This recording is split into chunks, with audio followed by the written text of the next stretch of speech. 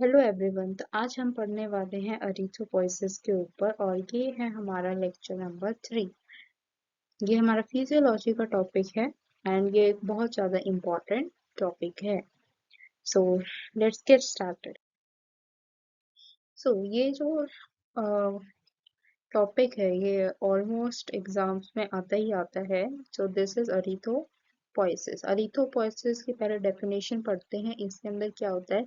It is a process by which new red blood cells जो कि हमारे अरीथोसाइट्स होते हैं वो फॉर्म्ड होते हैं। ठीक है, अरीथोपोइसिस क्या है? It is formation of new RBC red blood cells. ठीक है, तो जो हमारे अरीथोसाइट हैं उनके फॉर्मेशंस को हम क्या बोल देते हैं? Erythropoiesis. So it is primary occurs in bone marrow. ये मैंने हाईलाइट कर रखा है कि ये बोन मैरो के अंदर बनता है and is regulated by hormone erythropoietin. Erythrocytes की फॉर्मेशन को कौन कंट्रोल करता है, कौन रेगुलेट करता है? वो होता है हमारा अरीथोपोइटिन, ईपीओ।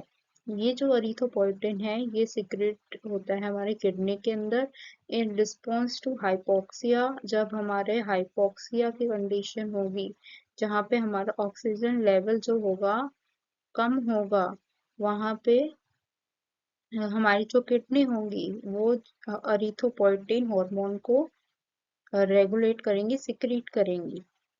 ठीक है, ताकि हमारे अरीथोसाइट फॉर्मेशन हो सके। The process involves the maturation of a stem cell. हम stem cell की maturation करवाते हैं और फिर उसको हम एक functional erythrocyte के अंदर convert करते हैं। अब ये जो हमारा स्टेम सेल की मैचुरेशन है उस स्टेज से लेके जब वो अरीथोसाइट फुल्ली फंक्शनल हो जाता है उसके लिए बहुत सारे स्टेजेस लगते हैं। हम हर एक स्टेज को पढ़ने वाले। सो अरीथोपोइसिस क्या था? It is process of origin, development and maturation of RBC erythrocytes. ठीक है, ओरिजिन बनेंगे, फिर वो डेवलप होंगे और फिर वो मैच्योर होंगे, उनको मैच्योर किया जाएगा। ठीक है, तो 3 प्रोसेस। Sites of अरीथोपोइसिस। अब ये कहाँ कहाँ हो रही है फॉर्मेशन ऑफ आरबीसी?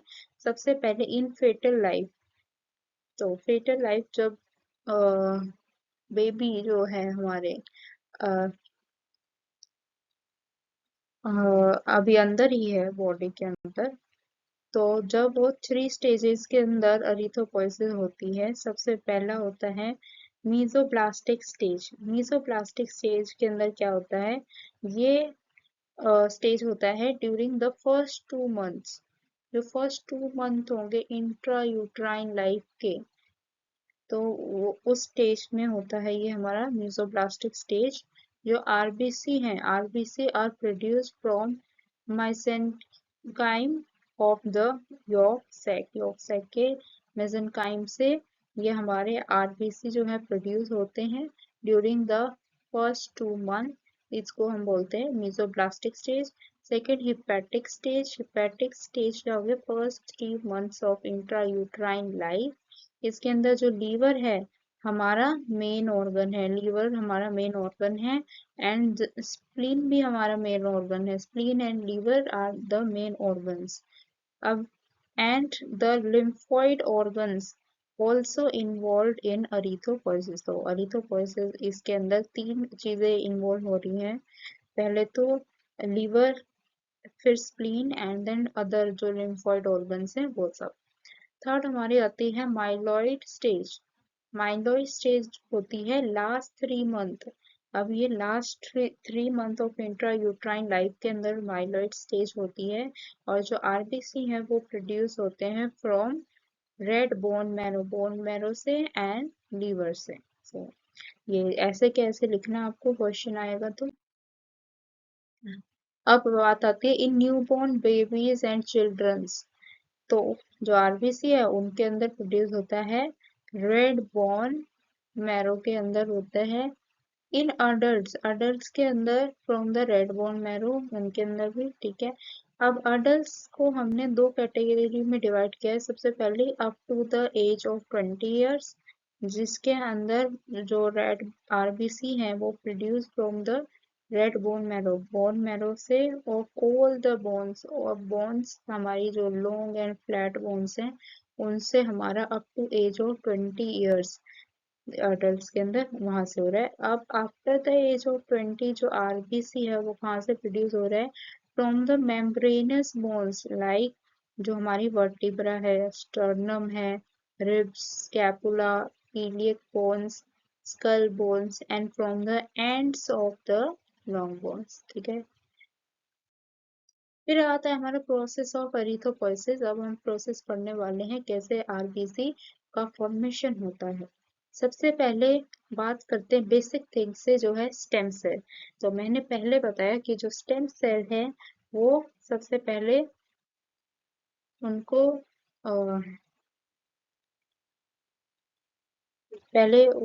उन स्टेम सेल से ही, जब वो स्टेम सेल पर्टिकुलर डेवलप करते हैं, जब स्टेम सेल हमारा डेवलप कर रहे हैं, फिर जाके वो एक हमारा फंक्शनल एरिथ्रोसाइट बनता है।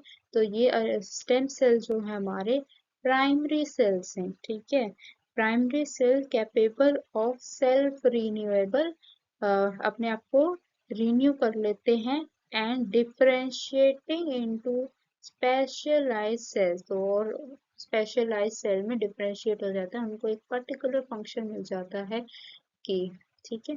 फिर आता है, बात करते हैं हम हिमेटोपोइटिक स्टेम सेल की। हिमेटोपोइटिक स्टेम सेल्स भी हमारे प्रिमिटिव सेल्स हैं इन द बोन मैरो के प्रिमिटिव सेल्स हैं which give rise to all types of blood cell. अब ये हिमेटोपोइटिक स्टेम सेल्स क्या होते हैं? ये हर तरह के ब्लड सेल बनाते हैं। ठीक है, बोन मैरो के अंदर ये प्रिमिटिव सेल्स हैं जो कि all type of blood cells like RBC, WBC and platelets, these all। Haematopoietic stem cells को हम uncommitted pluripotent haematopoietic stem cells बोलते हैं, या PHSC, क्योंकि अभी इनका कोई भी एक पर्टिकुलर रेड ब्लड सेल, मतलब पर्टिकुलर सेल नहीं बना रहे ब्लड सेल, ये अभी हर तरह के सेल बना रहे हैं, इसलिए these are known as uncommitted pluripotent haematopoietic stem cells. अब इन अर्लियर स्टेजेस जो हमारे प्लूरोपोइटेंट हिमेटोपोइटिक स्टेम सेल्स हैं are not designed to form a particular type of cell. पहले शुरू में वो पर्टिकुलर टाइप ऑफ सेल नहीं बनाता कि ये सेल्स जो हैं अब ये आरबीसी ही बना रही हैं, सेल्स जो हैं डब्ल्यूबीसी बना रहे हैं। अभी ये हर तरह के सेल बना रहे हैं in earlier stages. When the cell are design to form a particular type of blood cell, तो जब ये जो सेल्स हैं अब पर्टिकुलर टाइप ऑफ सेल्स बनाने शुरू कर देंगे, तो उन अनकमिटेड जो हमारे सेल्स थे स्टेम सेल्स, वो हमारे कमिटेड प्लूरोपोइटेंट हिमेटोपोइटिक स्टेम सेल्स में कन्वर्ट हो जाएंगे। उनको फिर हम ये कमिटेड बोलेंगे, क्योंकि अभी ये हर तरह के सेल नहीं बना रहे, ये अपना एक पर्टिकुलर सेल बना रहे। The committed PHSCs is restricted to give rise to one group of blood cell. I hope this is clear. पहले स्टेम सेल की बात हुई, फिर बोला हेमेटोपोइटिक स्टेम सेल कौन से होते हैं? जो हर तरह के बनाते हैं, हर तरह के ब्लड सेल बनाते हैं। और ये अनकमिटेड जो हमारे हिपेटोपोइटिक स्टेम, फिर हमने वो हिपेटोपोइटिक स्टेम सेल्स को हमने दो में डिवाइड किया। ठीक है, दो में डिवाइड किया हमने हिपेटोपोइटिक स्टेम सेल्स को। तो एक तो हमने कर दिया अनकमिटेड और एक को कर दिया हमने कमिटेड। तो ये अभी ये होल बना रहा है, होल। ठीक है, अभी अनकमिटेड वाला में क्या होता है, ये हर तरह के ब्लड सेल बनाएगा, कमिटेड वाले में एक पर्टिकुलर टाइप ऑफ सेल बनाएगा। फिर बात आती है, हम इस टेबल से समझते हैं। पहले इन अर्ली स्टेजेस जो है हमारे पास अनकमिटेड प्लूरोपोटेंट स्टेम सेल्स होते हैं जो ओल्ड टाइप ऑफ सेल्स बनाते हैं, ब्लड सेल्स। फिर बाद में ये कन्वर्ट होते हैं committed pluripotent haematopoietic stem cells, मतलब कि अभी ये जो है एक पर्टिकुलर टाइप ऑफ सेल्स को बना रहे हैं। कौन कौन से? लिम्फोइड स्टेम सेल्स बना रहे हैं या कॉलोनी फॉर्म में ब्लास्टोसाइट्स बना रहे हैं। अगर ये लिम्फोइड स्टेम सेल बना रहे हैं, सीधा जाके फिर ये क्या बना देंगे, हमारे लिम्फोसाइट्स बना देंगे। और अगर ये जो है हमारे कॉलोनी फॉर्मिंग ब्लास्टोसाइट्स बना रहे हैं, ये 3 में डिवाइड हो जाएगा, colony forming erythrocyte, colony forming granular megablast and then फिर ये एन। आगे देखेंगे इनका मतलब।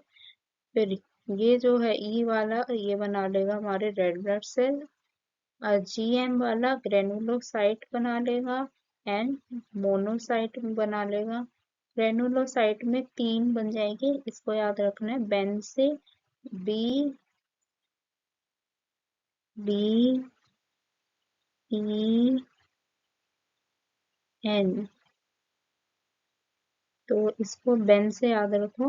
बेन से बेसोफिल्स, इओसिनोफाइल एंड न्यूट्रोफिल्स, ठीक है। और लास्ट में ये एन वाला जो है बना देगा मेगा करियोसाइट्स और लास्ट में प्लेटलेट्स। तो ये टेबल याद रखना है। फिर आता है types of committed pluripotent hematopoietic stem cells. इसमें सबसे पहला आता है lymphoid stem cells which give rise to lymphocyte. Lymphoids वाले क्या बना देंगे, lymphocytes. And N K cells जो हमारे नेचुरल किलर सेल्स। सेकेंड है हमारा colony forming blastocyte which give rise to myeloid cells. ये बना देते हैं myeloid cells. Myeloid cells are the blood cells other than lymphocyte. Lymphocytes के अलावा जो ब्लड सेल्स हैं वो हमारे माइलोसाइट्स हैं, तो ये माइलोसाइट सेल्स बनाते हैं। जब हम इनको कल्चर में ग्रो करते हैं, कल्चर मीडिया में इनको ग्रो करते हैं, तो ये जो सेल्स हैं ये कॉलोनीज बनाते हैं, इसलिए हमने इनको कॉलोनी फॉर्मिंग ब्लास्टोसाइट्स बोला है। Different types of colony forming sales. सबसे पहले कॉलोनी फॉर्मिंग यूनिट अरिथोसाइट, ठीक है, अरिथोसाइट वाली यूनिट है तो अरिथोसाइट्स बनाएगी। Second colony forming unit of granulocyte and monocyte that give rise to granulocytes, जो कि हमारे बेन से बेसोफिल्स, ई से इओसिनोफाइल्स एंड एन से न्यूट्रोफिल्स एंड मोनोसाइट्स भी बना रही है, इसलिए मोनोसाइट। थर्ड हमारा colony forming unit megakaryocytes which develop into platelets. Changes during erythropoiesis. अब changes क्या होंगे? When the cell of colony forming erythrocyte pass through the different stages and finally become matured RBC, तो उधर हमारे 4 changes अकर हो रहे हैं।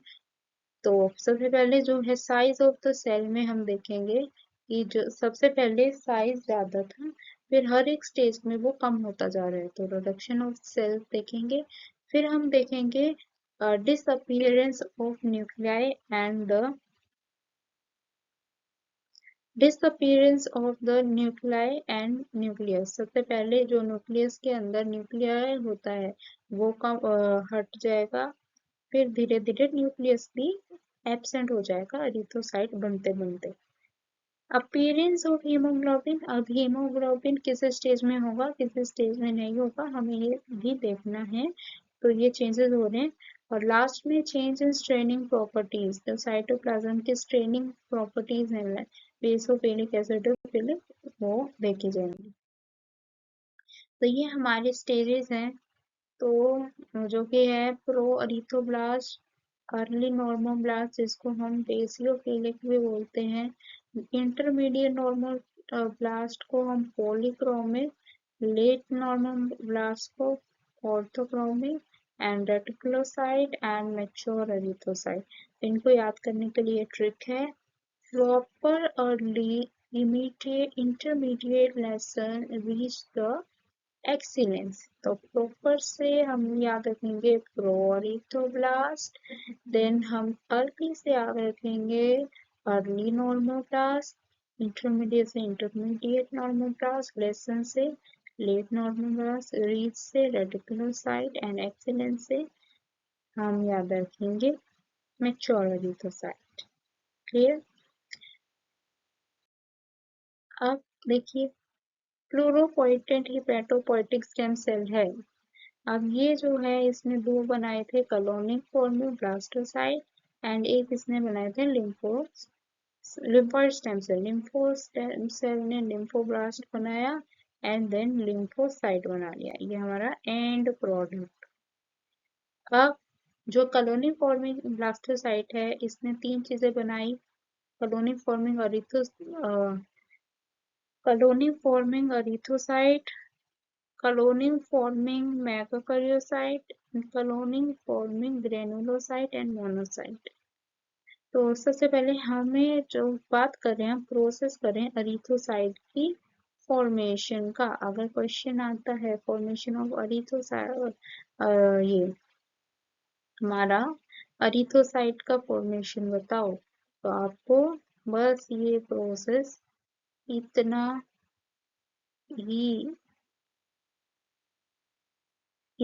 ही बनाना है। क्लियर? इतना ही बनाना है, फिर ये नहीं बनाना है। अगर पूरा आता है हर एक का फॉर्मेशन बताओ, प्लेटलेट्स का फॉर्मेशन, न्यूट्रोफिल्स का, योसिनोफाइल्स का, तो आपको पूरा बनाना है। अगर एरिथ्रोसाइट का है तो आपको सिर्फ ये टेबल बनाना है। तो ये स्टेजेस हैं, देख लो ये बनाना। नेक्स्ट प्रोडक्शन ऑफ एरिथ्रोसाइट्स, उसको हम बोलते हैं एरिथ्रोपोइसिस। अब सबसे पहले स्टेम सेल की बात होगी। स्टेम सेल्स कमिटेड सेल्स बनेंगे, फिर वहाँ पे पूरा ये डेवलपमेंट का प्रोसेस है और लास्ट में जाके हमारा एरिथ्रोसाइट बनेगा। Proerythroblast, early erythroblast, late intermediate, yes, and then हमारा रेटिकुलोसाइट एंड पेरिथ्रोसाइट। ये आपको सारे ये डायग्राम याद रखने हैं, कौन सा याद हो रहा है कौन सा बना लो। तो ये जो प्रोसेस है ना, सारा प्रोसेस 7 दिन के अंदर होता है। फॉर्मेशन ऑफ आरबीसी 7 दिन के अंदर होती है और लाइफ स्पेन जो है आरबीसी का वो 180 डेज होता है। ठीक है, अब बात करते हैं सबसे पहले स्टेज की। तो ये जो है प्रो एरिथ्रोब्लास्ट या प्रो नॉर्मोब्लास्ट, ठीक है, ये हमारा होता है फर्स्ट सेल, पहला सेल होता है कॉलोनी फॉर्मिंग एरिथ्रोसाइट का। ये it is the large cell है, डायमीटर याद रखो 20 माइक्रोमीटर। Then nucleus इसका large है, occupies the cell completely. Nucleus has 2 or more nuclei। देखो मैंने इनको हाईलाइट कर दिया है। Proerythroblast do not contain hemoglobin। hemoglobin नहीं होता इस प्रोएरिथ्रोब्लास्ट के अंदर। एंड जो साइटोप्लाज्म है इसका बेसिक इन नेचर है। It multiply several time multiply होगा जब जाके ये अर्ली नॉर्मोब्लास्ट नेक्स्ट स्टेज में पहुंचेगा, जो कि हमारा अर्ली प्रोएरिथ्रोब्लास्ट होता है।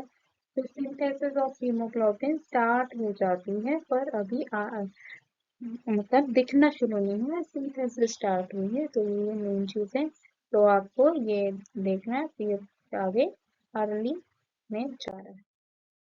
अर्ली नॉर्मोब्लास्ट के अंदर क्या होगा, अब जो डायमीटर 20 था ये यहाँ पे 50 हो गया है।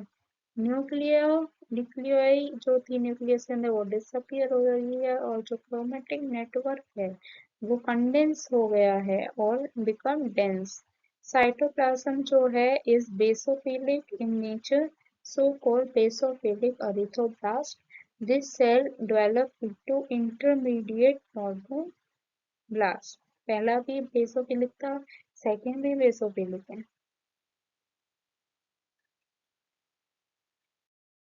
इंटरमीडिएट नॉर्मोप्लास्ट का डायमीटर अब 15 से 10 to 12 रह गया है एंड जो न्यूक्लियस है स्टिल प्रेजेंट। अब जो क्रोमेटिन था वो ज्यादा कंडेंस हो गया। हीमोग्लोबिन स्टार्ट अपीयरिंग, वहां पे सिंथेसिस स्टार्ट हुई थी फर्स्ट स्टेज में।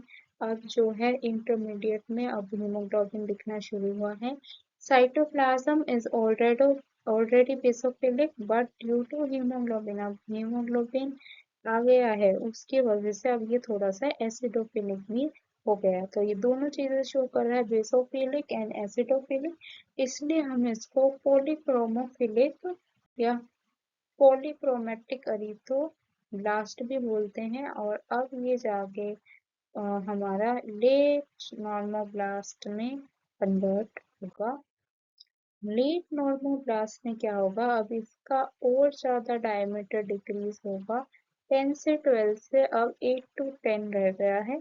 न्यूक्लियस जो है बहुत ज्यादा स्मॉल हो गया है and very much condense chromatic network, और इसको हम इंक स्पॉट न्यूक्लियस भी बोलते हैं। ठीक है, इसको हम इंक स्पॉट न्यूक्लियस भी बोलते हैं। तो ये हमारा है, यहाँ पे आपको इंक दिख रही है।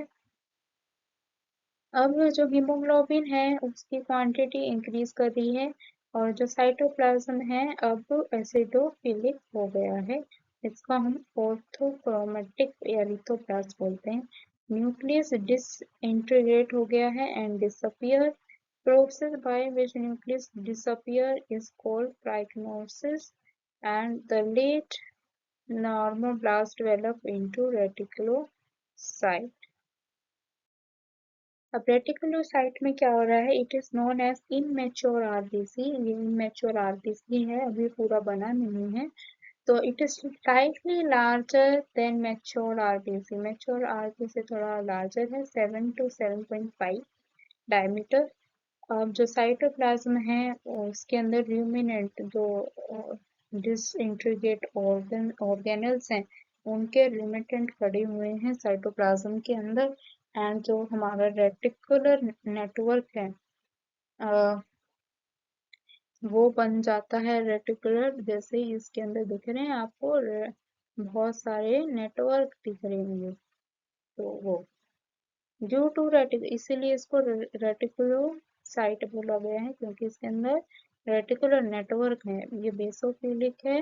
एंड अब जो सेल्स हैं वो ब्लड कैपिलरीज के अंदर एंटर करने लगे हैं बोन मैरो से। ओके, अब ये मैच्योर, अब ये इमेच्योर है, इनको 1 से 2 दिन लगेंगे मैच्योर होने में।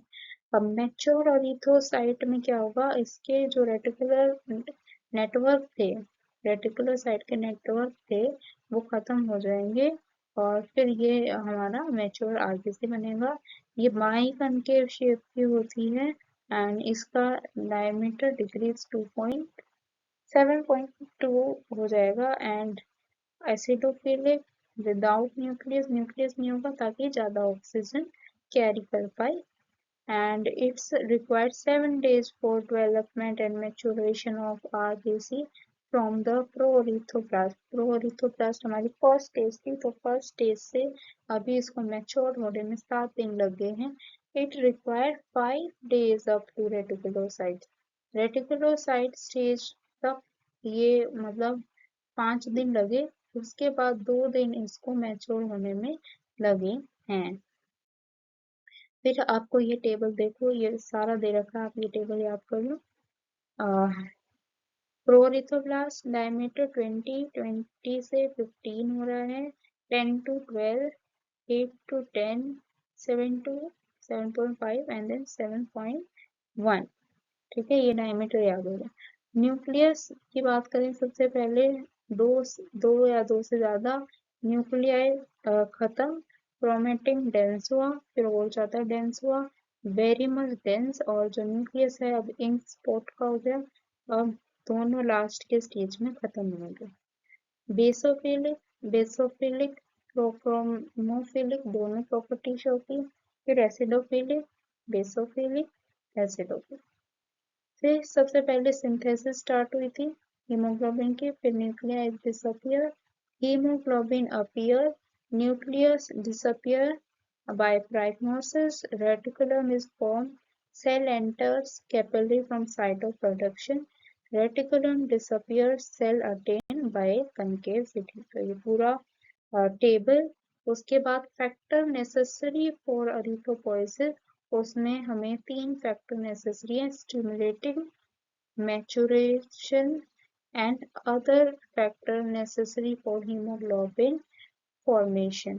तो सबसे पहले वो ये फैक्टर वो हैं जो कि erythropoiesis formation of red blood cell में हेल्प कर रहा है। सबसे पहले स्टिमुलेटिंग फैक्टर के अंदर हाइपोक्सिया, जो कि ऑक्सीजन के absent, erythropoietin hormone, thyroxine, and these all vitamins and growth hormone. Then maturation factors हमारे B12 intrinsic या folic acid and necessary for hemoglobin formation, तो हमारे protein, amino acid, iron, copper, cobalt, निकल and vitamin C and B2, B3, B6। So these were the factors। आपको बस ये table बना देनी है या लिख देना है।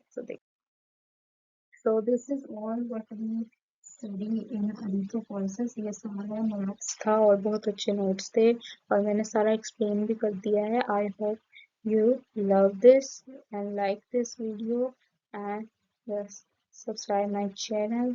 Will be coming soon with more videos। Till then, stay with me and make your own notes। If any doubt, then comment in the comment section। Thank you।